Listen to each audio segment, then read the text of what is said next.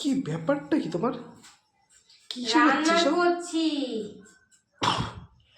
আজকে মামারা এসছে না তোর, তার জন্য ওই রুটি তো হয়েই গেছে।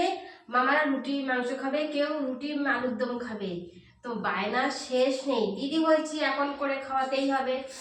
আর তারপরে দেখ মামা কি নিয়ে এসছে। আর রাত বাজে 9টা, তার মধ্যে ফুচকা, তারপরে এই যে টক জল, শসা, বাদাম।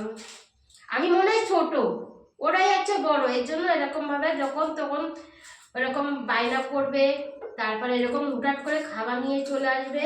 এখন এই আলুর দম আর মাংস করব, তারপরে হচ্ছে রান্না। তো এরকম ভাই বোনের সম্পর্ক তোমাদের কাদের মধ্যে আছে অবশ্যই কমেন্টে জানাবে। আর খুব ভালো লাগে ভাই বোনের সম্পর্ক যদি ভালো থাকে।